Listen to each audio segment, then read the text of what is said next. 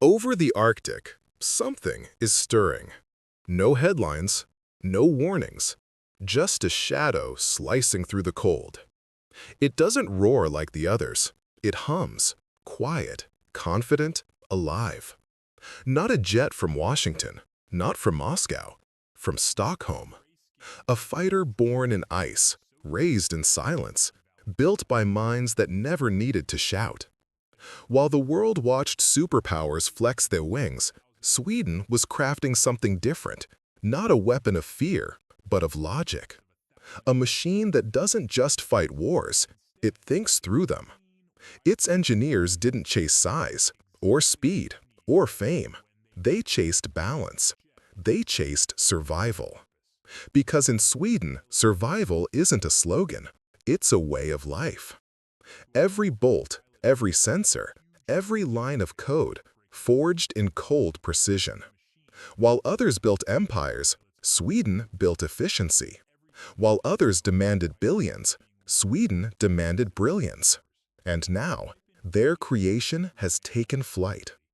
A jet that can launch from highways, refuel in minutes, hide in plain sight, and fight without ever being seen. They call it the Gripen. The world calls it impossible.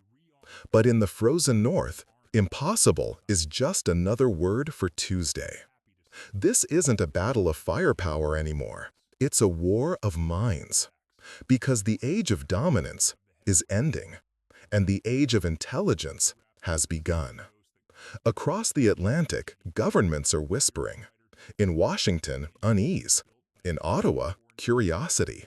And in Moscow, fear. How did a nation of 10 million build a fighter that could rewrite air power itself? How did a small Nordic state outthink two global empires? The answer is simple. Sweden didn't play their game. It built its own. And now, Canada has just joined it. This isn't a purchase, it's a declaration. A quiet rebellion against the old order.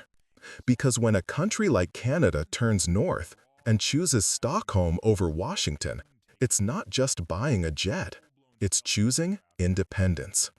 And behind that choice lies the truth that superpowers never wanted to face. You don't need to be the biggest to be the smartest. This is not the story of conquest, it's the story of control, of how Sweden, in silence, outsmarted the world's greatest powers. And it all begins here, above the frozen clouds of the Arctic sky, where the Gripen now flies. For decades, the skies belonged to two giants, America and Russia.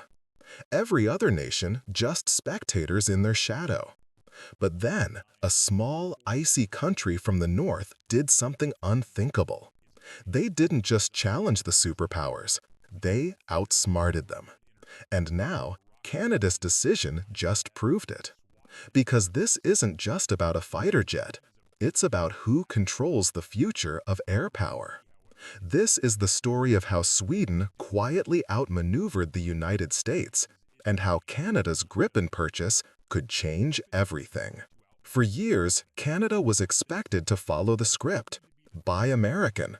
Stay loyal to the F-35 program. Billions spent, promises made, but the math never worked. The F-35 was too expensive, too complex, too American. And then came a whisper from across the Atlantic, a single word, Gripen. Born in Sweden's frozen labs, the Gripen wasn't built to impress, it was built to survive. Low-cost, high-intelligence, battle-ready. While the US chased stealth perfection, Sweden focused on something smarter, adaptability. Gripen isn't just a fighter jet, it's a thinking machine. Every system talks to the next. Every sensor learns from the last. It predicts threats. It adapts in real time. It even teaches its pilot how to fight smarter. This is AI-driven warfare, and it's already here. When Canada looked at the Gripen, they didn't just see a jet, they saw a strategy. A fighter that doesn't need billion-dollar bases. One that can take off from highways, refuel in minutes, repair in the field. That's not luxury, that's survival. Meanwhile, the US F-35 demanded endless maintenance, special fuel, and secrecy codes even its allies couldn't access. Canada wanted independence, not dependence. The choice became clear. The F-35 was power, the Gripen was freedom. And here's where it gets strategic: the Arctic, a frozen chessboard where Canada, Russia, and the US all claim a piece of the sky. Gripen's design gives Canada something the F-35 can't: operational autonomy. It can operate in sub-zero temperatures, it doesn't need massive hangars, and it can fight even when satellite links are jammed. For Arctic warfare, Gripen isn't just better, it's built for it. Washington didn't see it coming. A quiet deal between Stockholm and Ottawa that threatens decades of American defense dominance. Because if Canada, a NATO founding member, breaks ranks and chooses Swedish tech, what stops others from doing the same? Finland already flies Gripens in training. Czech Republic and Hungary trust them. Now Canada might join the circle. That's not a sale, that's a shift in power.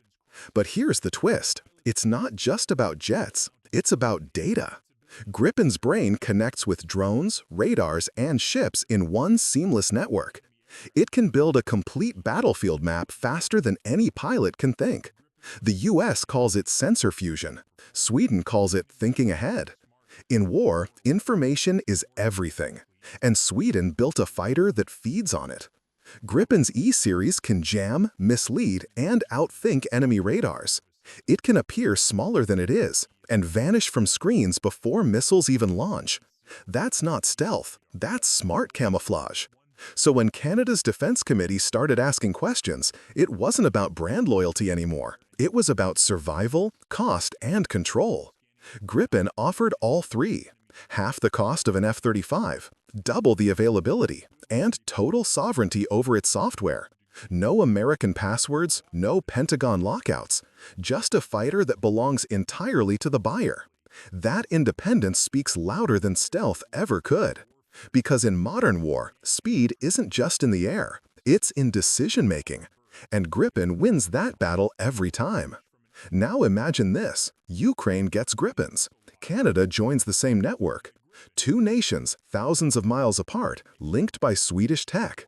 Every radar feed, every drone signal, every missile alert, shared instantly. A digital alliance that bypasses even NATO. That's not cooperation, that's evolution. Russian pilots already fear it, because Gripen was designed to counter Soviet tactics, with speed, intelligence, and unpredictability. And now Canada sits right above the Arctic routes that Russia depends on for its bombers. The message is clear: you can't outmuscle Sweden's design. You can only be outsmarted by it. This is the new age of air combat, not about who has the biggest jet, but who has the smartest mind. Sweden never needed to dominate, it just needed to innovate.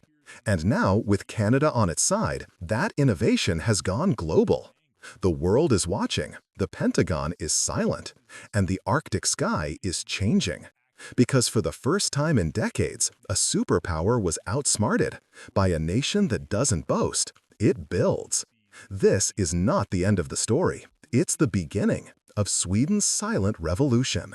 Before you go, remember, the sky is changing. New powers are rising, and the truth is hidden above the clouds.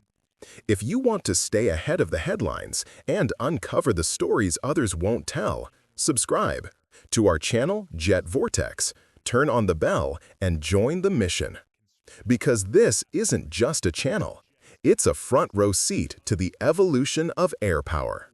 Stay alert, stay aware, stay safe, and I'll see you in the next briefing.